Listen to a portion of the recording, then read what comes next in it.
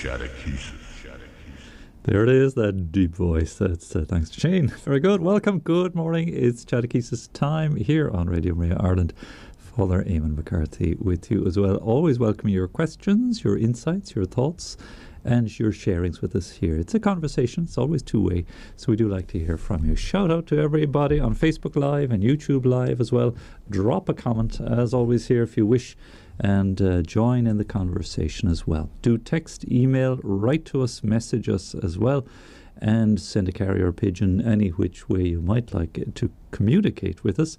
089-467-2000 is that text and WhatsApp number. info@radiomaria.ie is the email, and call us up on 014-123-456. Write to us, St. Anthony's Business Park, Ballymont Road, Dublin 22. St. Clair today, our saint, patron saint of media, I suppose, in a way, certainly television. EWTN, of course, would certainly be a very fond association with St. Clair. The strong connection, of course, with the Franciscans, Mother Angelica being a Franciscan too, and the Franciscan order, really, the prayer force behind EWTN, who are great friends, of course, of us here at Radio Maria, and interact with us on occasion, certainly here in Ireland, but also worldwide with Radio Maria, especially in Germany, I might say. Somebody spotted me actually some time ago on EWTN in Germany. They were watching from Ireland and was wondering what I was doing on EWTN Germany, because I was on Radio Maria in Germany at the time.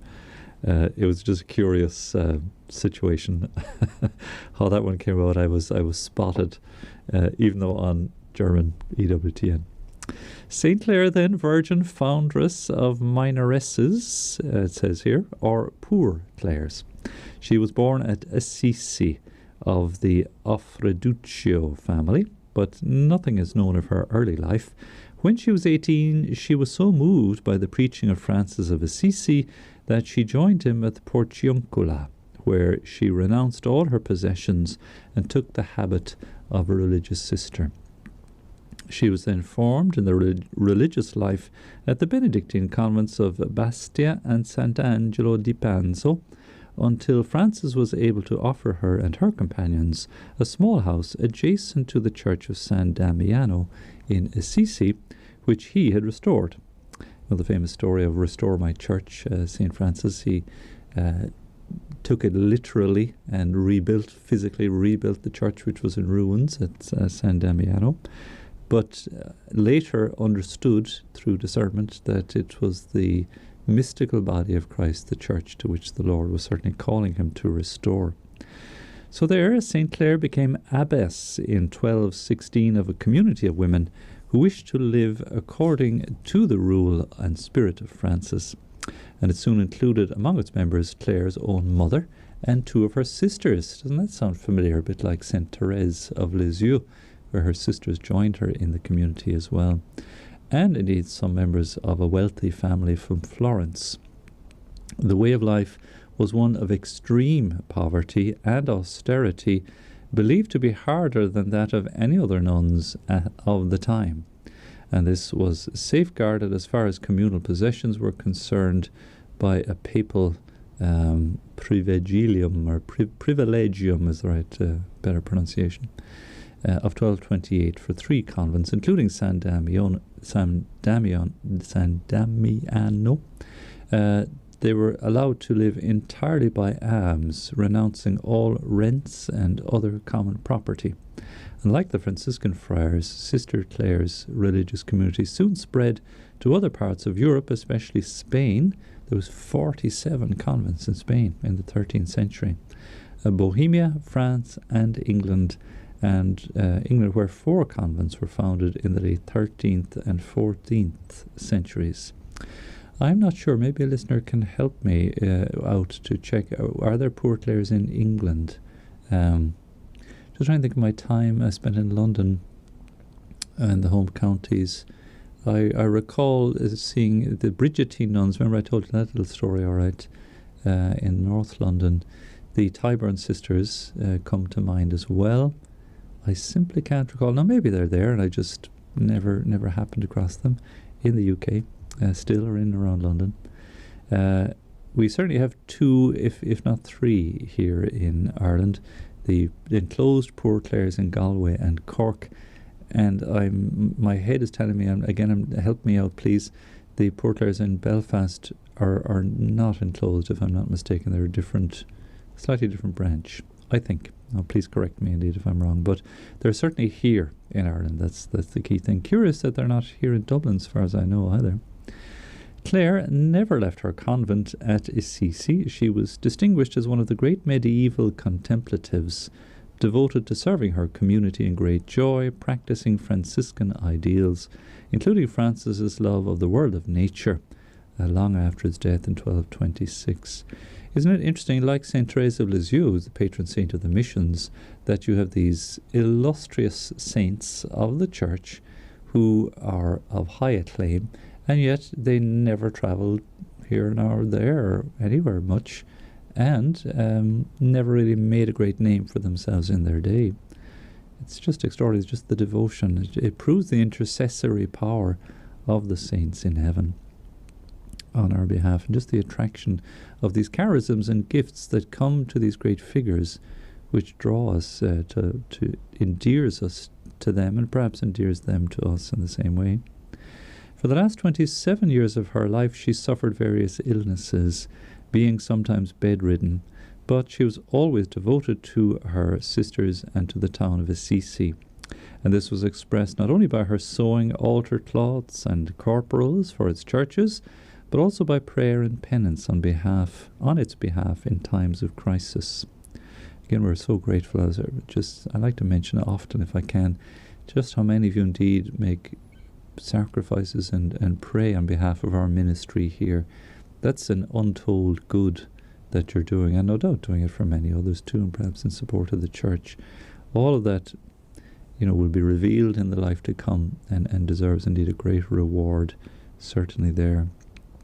So we're so grateful for that. And this is really where the Poor Clares, like that in any community, are just that, like a lighthouse, like a reservoir, like a place where we can, draw from their prayers and their sacrifices, guide us through the dangers of life. Twice, Assisi was in danger of being sacked by the armies of the Emperor Frederick II, which included a number of Saracens. Clare, although ill, was carried to the wall with the pyx containing the Blessed Sacrament, at which, say her biographers, the armies fled. That is why in art she is often depicted with a pyx or a monstrance. And she was canonized only 2 years after her death by Alexander IV, the Pope, 1255. Among her sisters, as among the Franciscan friars, controversies about poverty continued as a divisive force until Saint Colette, reformed the Poor Clares in the 15th century. They continue today in many countries as a contemplative order, comparatively few in number, but still distinguished by the same ideals as those which inspired Francis and Clare. So recently, as I was mentioning, she has been named the patron saint of television. And there you go. That's my little book, my Oxford Dictionary of Saints there. Very interesting life indeed, and a life of great sacrifice and of prayer and of witness to the Lord. And the beautiful gesture of bringing the Lord in the Blessed Sacrament to the walls of the monastery to defend against attack from without. So if Christ is present there within, we need not fear any attack from without. And certainly we feel that protection here in Radio Maria as well, and we're sharing that with you, as many indeed have come to speak with us and tell us what the immense blessings our radio ministry is bringing. On that note, just to thank one and all again in Newry. We went to the parish of Middle Killeavy, Drumlane and Killeavy there in Newry, the south side of Newry town. It's a fine big town as well. I think a population of about 28,000. That would certainly make it far bigger than any other of the big towns in my own native diocese of Cloyne, and I suppose many other rural dioceses around the country too. But lovely to visit there, and just curious, I hadn't realised the geography, that the canal there divides Newry, and to the south of the canal, I think it is the Archdiocese of Armagh, and north of the canal, the cathedral is there, is the Diocese of Dromore. I've been to the cathedral a couple of times for ordinations, long since now. But a beautiful town it is, and we got a lovely welcome and a very kindly word of support and of encouragement and help with Mary. And Brian came along, and who else was there? Said hello to Fiona. I won't remember all the names now. There was another Mary came as well. And just some lovely, lovely listeners. Thank you so much for coming up and saying hello and greeting and handing a little envelope and a little offering or two as well that came from you. So very, very grateful. It's a joy for us really, because here at the microphone and in front of a camera, it's pretty two-dimensional. We don't get to meet and greet. It's far nicer to be out in person and to say hello to people. And so many of you explained afterwards what a great blessing the radio is to you. And for that we're enthused and encouraged in our work to keep doing what we're doing. So many, many, many thanks for that. We appreciate that very much indeed. And it was lovely to see you all, and thanks indeed to Father Damien, who very kindly accommodated us as well and gave us a nice little shout out, Father Quigley, there at Holy Mass. And chatting with him afterwards, I do hope he might find his way on air from time to time, maybe sharing with us in prayer or maybe a thought or that. He's chaplain to the hospital there, one of the hospitals anyway, I think in Newry. And it's a surgical hospital too. It's a busy little place. And so naturally very cautious in relation to the virus and distancing and hygiene and so on, and rightly so, to protect all the patients there. So it's good to see all of those protocols very much in place and very much being abided by there. But it meant that we could stand outdoors and meet and greet again in the fine weather. It was raining a little bit, but it cleared up and we did fine in the end. So thanks to everyone who helped. John was there as well, John Carlin, Brian, as I say, and Mary, and the other Mary too. And I may have missed out Sarah, of course. I may have missed out one or two others who came along. But we're so grateful, and it was just a lovely visit, and we do hope to be able to return again before too long and to keep things going. Well, there's Padraig. Thanks, Padraig, for that advice, that the Poor Clares are in England, in Arundel, and three others, York, Hereford, Nottingham and Linton. Well, that's four others, I think. Wow, thanks to that, Padraig, yeah. I've been to York and only passing through.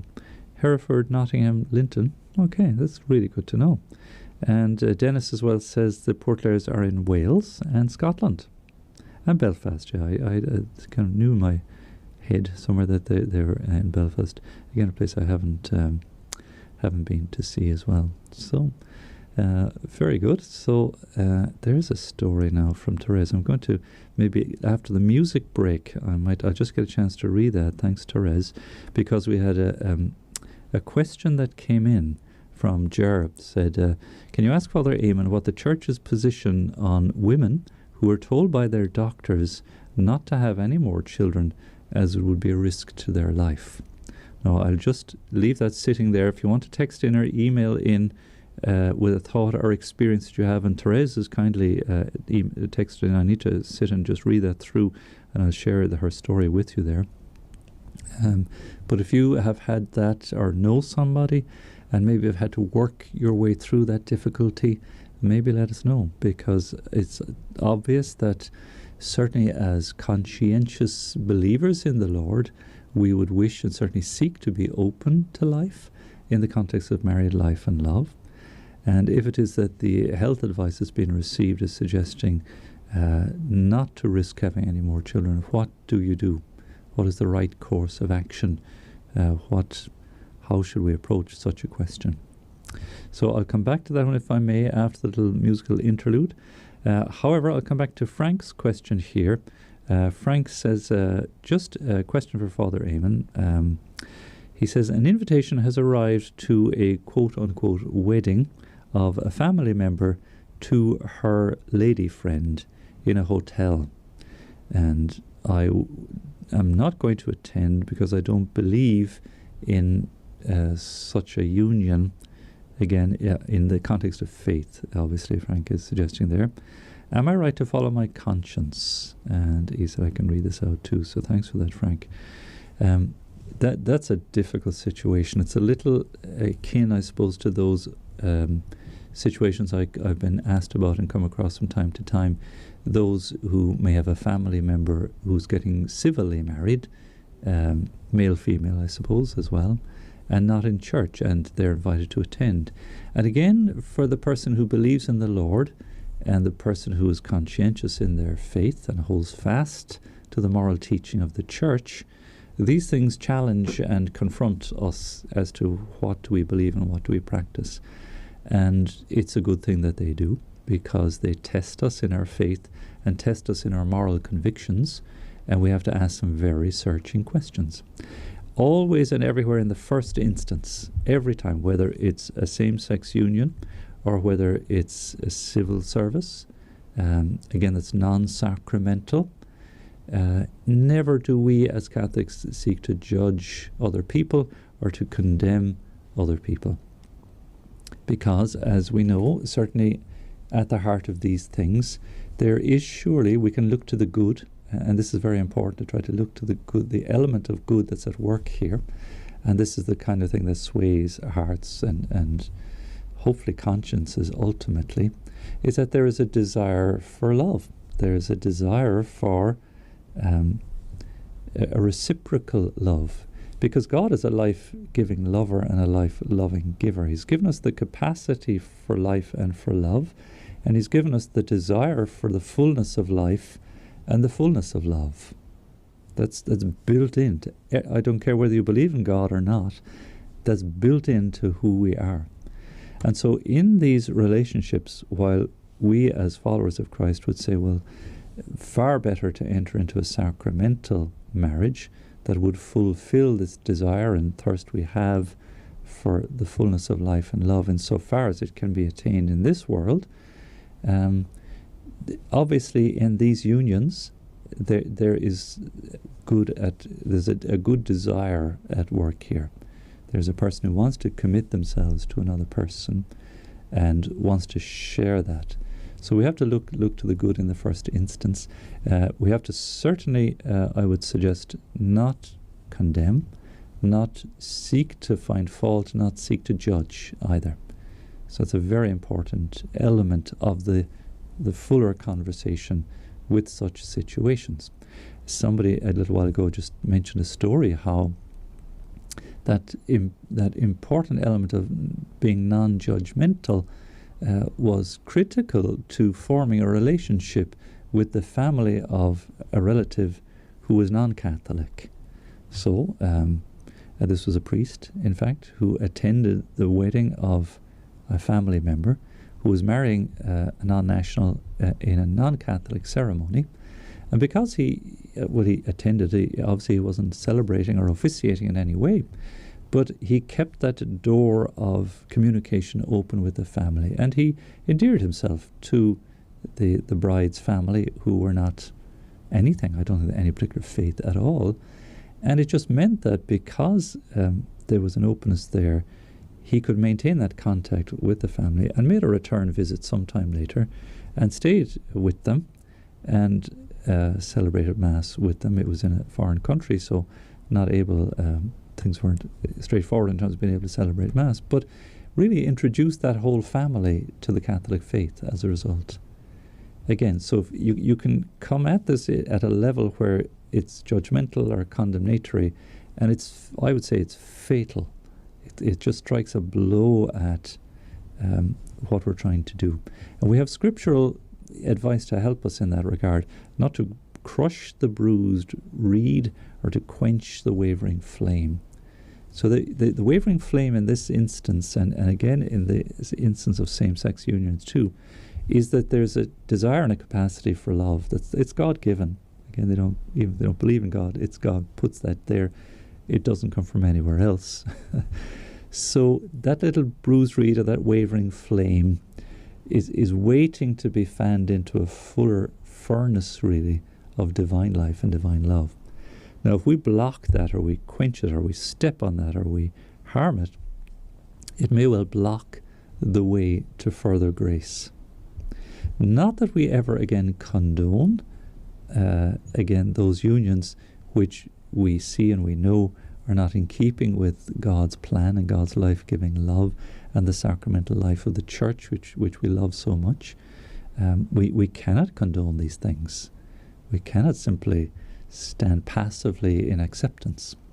So whether it is in Frank's case of the same-sex union, whether it's in another case, say, of a civil wedding, if it is that we're a family member, and if it is that we've been invited to such an occasion, it does suggest an opportunity for some form of dialogue.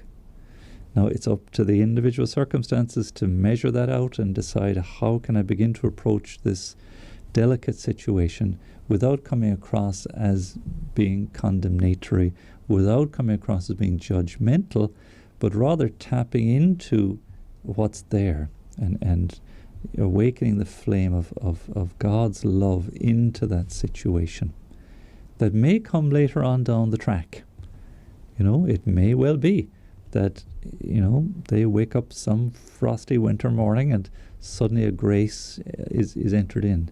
If we slam the door on that from the outset, we can possibly do great damage.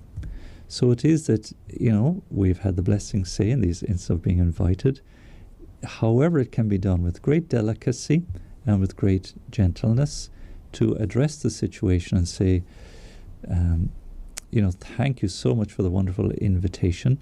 I'm happy to attend, but only on the understanding that I cannot begin to condone such a union as being altogether what the Lord intends.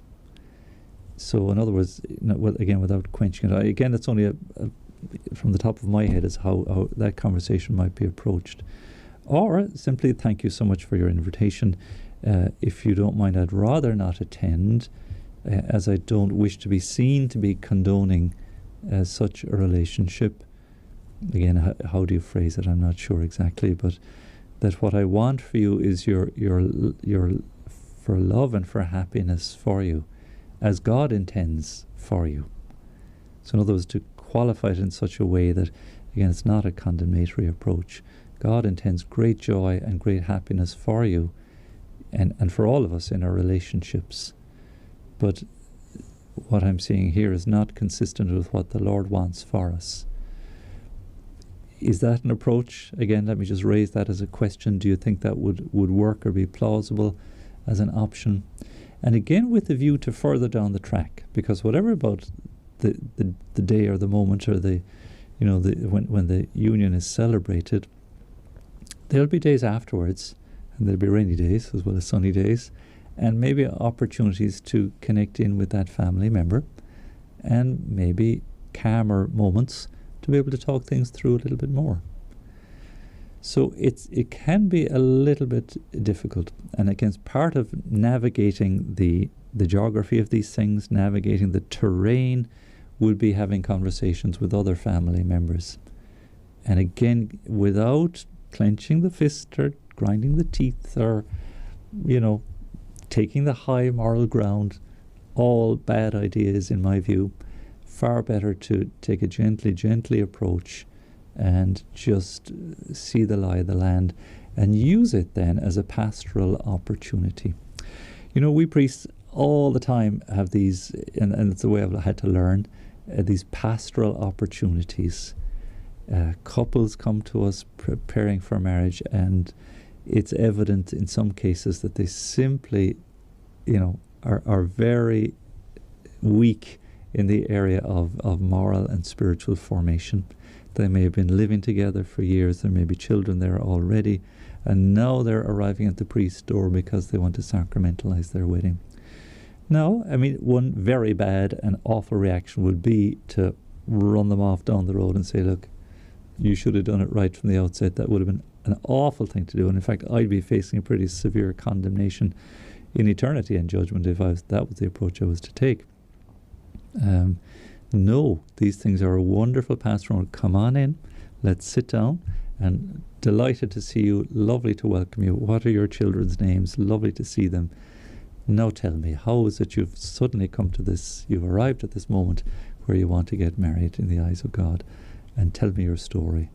And there you're beginning a dialogue, you're beginning a relationship, you're beginning an exchange, and that, please God, will lead to a journey in faith. There's obviously some bit of the journey has been made already. It takes quite a bit of courage to come and knock on the priest's door and begin that conversation.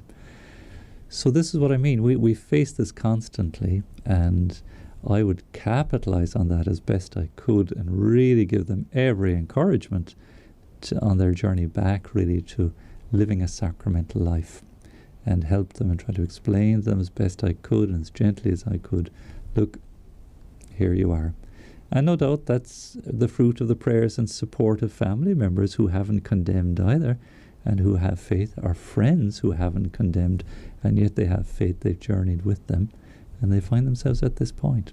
So who's to say then that such couples likewise, who, again, for might well be authentic human grounds, seeking a relationship, there's something that can be built on there. So even if the morality is not in keeping with our faith, not in keeping with the Lord's teaching, not in keeping with what God wants for us, maybe it's tapping into something that is a beginning in a direction where we can do so. And there's many, many stories of those who have discovered faith on that kind of path. Famous story, I told it some time ago, that Father Benedict Rochelle tells about a same-sex couple, two men, again, in embracing the same-sex dispositions that they had in their attraction to one another and living together. But on the same day, by some amazing act of divine providence, they come home from work, they get in the elevator together somewhere in the States, and one of them confronts the other, says, look, I need to bring this to an end. I somehow found my way into confession today and our relationship. And the other said, well, same thing happened to me today. I don't know where this came from. And they were both Catholics, and they somehow, by divine grace, found their way back. They agreed to separate, return to a life of a sacramental life, and one of them since became a permanent deacon and doing great things in the church. So there are such stories. There are such stories. And again, who are we? God's grace is far beyond us. So I hope that helps a little bit. Again, it's a wider conversation that perhaps needs to be continued. Do please share your own thoughts and your own insights perhaps on this. And maybe you've been on that path and journey yourself and had to grapple with that. So I hope that's helpful to Frank a little bit. Again, each individual's circumstances, situation demands, perhaps individual moulding or shaping too. Now I'm going to play a little piece of music. Shane is on the mixing list there with Catherine, just showing the ropes there. We have a CD that we got some time ago, The Poor Clares in Galway. Aidan had the inspiration now to pull this off the shelf. Forgotten all about this. Lovely piece of music. It's called Calm the Soul. They did a little video with it as well. It's on YouTube. I don't know how many hits it's had since. But this is The Poor Clares singing, featuring Aoife Ní Farragh, Emmett Cahill, Ian Callan, Siobhan Armstrong and Ronan Brown.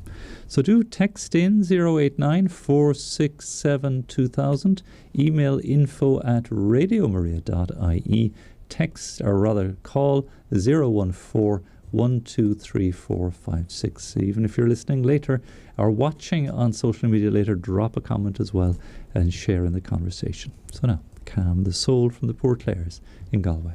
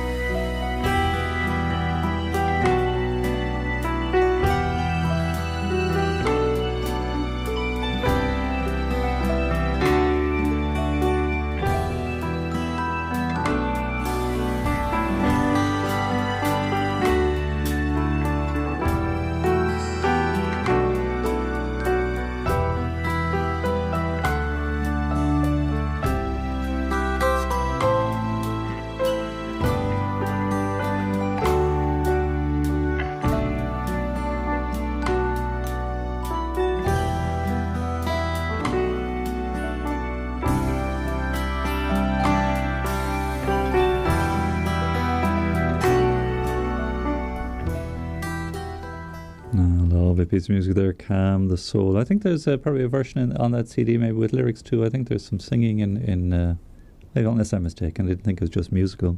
Anyway, it's a lovely piece of music, gorgeous there, and a really nice one too.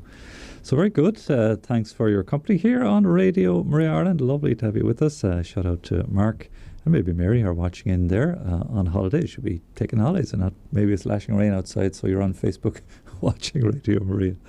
Maria was in touch too. She says, sorry to have missed your visit to Drummaland Chapel on Sunday, but watched it since via their webcam. Myself and my friend Dermot would have loved to have met you in person, but hopefully we'll see you on a return visit in the near future. Thank you for your constant voice of calm and reason in turbulent times. Very good. Thanks for that, Maria. Thanks to Dermot as well. Thanks for your lovely message there on Facebook too. So very good. Can I just turn to that other question now? Indeed, another challenging one, I might say too, and not altogether uncommon, like the first question from Frank too. And this came in from Ger again. The relation is what the church's position is on women who are told by their doctors not to have any more children, as would be a risk to their life. Well, that can be very challenging, and again, it's difficult enough to be overly general or generic about such a question, because each woman, certainly each mother, will have her own particular set of circumstances and medical conditions perhaps, or social, environmental conditions to consider and to weigh in to such a decision. And that would be true indeed of those invited to ceremonies that might not be in keeping with our faith. Each one has its own set of nuances and situation that has to be allowed for. But in general, the principle can certainly be upheld that life is a gift, a new life in married life and love in the context of the home and the family is a blessing from God. And we do hear many such stories of doctors being mistaken or being wrong, and mothers and fathers making great sacrifices and continuing on with the pregnancy. It's not that unusual either, in circumstances where a woman is with child and is diagnosed with some fatal condition. This was a huge element, again, in the argument to legalise abortion in Ireland.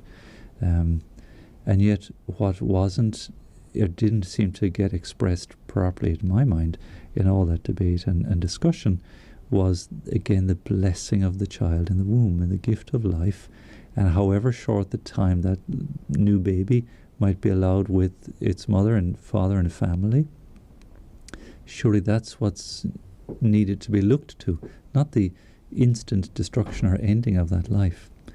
So it's someone negating, in a way, the value and blessing of life in the womb. There's something very messed up and something very mixed up about that way of thinking. So, no doubt there are circumstances that give rise to such a medical diagnosis that the life of the mother might well be at risk if a child is conceived. And this line of argument, again, was one that is exploited, I think, in the light of the debate on legalising abortion, or making it legal, that it should be legalised because what if the mother's life is at risk? And the fact is, and the reality is, that in the treatment of Ireland excels and has always excelled in its treatment of mothers and their unborn babies. And, it's, again, there will be rare and difficult circumstances where challenges will arise, but that never justifies the wholesale allowance of the destruction of unborn life in the womb. Rather, it is that in Ireland we are, as I say, we have some of the best maternal care in the world, and for a long time there we had the best maternal care in the world. I know we're certainly up there very much so. So the question then arises, in the individual circumstance then, how do you address it? And so things have to be weighed up. And I think the same line of thinking applies to this as it does to those who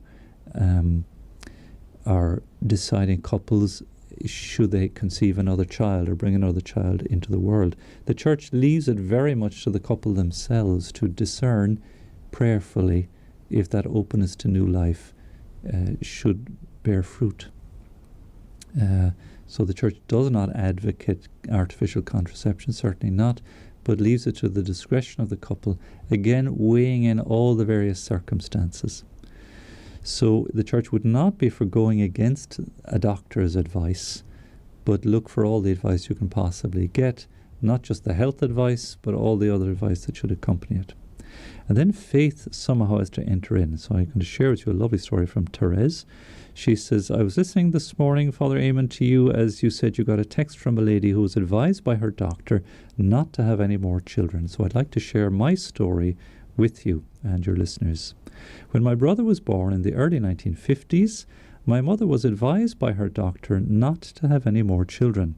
And about 3 years later, she became pregnant with me. She prayed to Saint Therese to have a girl. When I arrived, and she called me Therese. She also put a plaque on the wall of our house with the name Saint Therese, all in thanksgiving. Unfortunately, she did not experience good health afterwards. She got Eamonn's disease, but she lived for another 29 years. Her faith was very strong, and she was always joyful and happy, and always had a permanent smile on her face. She passed on her strong faith to me. We would go to the miraculous medal devotions on Mondays together. We also went to Lourdes together. As a family, we went to Knock every year. As a result of her giving me life, I also married and had 3 healthy boys, and now I have 2 lovely, healthy grandchildren. Thank God. I hope my story is of some help to that lady. There are always ups and downs in life. My mother put her faith totally in God, Our Lady, and Saint Therese, and as of now 3 generations have followed, and please God there will be more.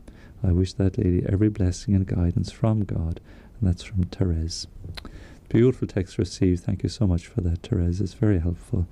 And as I say, it broadens the understanding beyond just simply the medical question, which is very important, and we would be foolish to ignore altogether advice from those who know best as doctors, but to weigh into the circumstances and the situation, the power of God's grace, certainly, and the blessing that is the gift of life.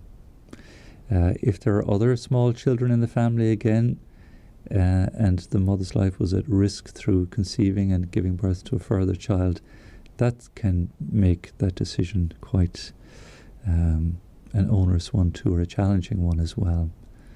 So again, I think the principle holds good that we welcome life, we thank God for it, but again the Church would not hold any couple to saying how many children one should have. In fact, I heard a brilliant talk recently by a priest in relation to the number of children God might send. I was transcribing to get some of the stories he had from it, and quote it as well. You know, how many children is too many? How many children is too little? And he answered it so beautifully, really, in the light of that church teaching. So again, I hope that helps a little bit for you. Thank you so much for those wonderful questions. Very challenging and very demanding of us in terms of our faith. If you have like to react further, please do get in touch as well. My time has escaped me. We'll have to return to the conversation again. God bless you all. Thank you for joining me. Stay with me on the radio. I'm leaving you on visually, but time now for our Angelus and our midday prayer.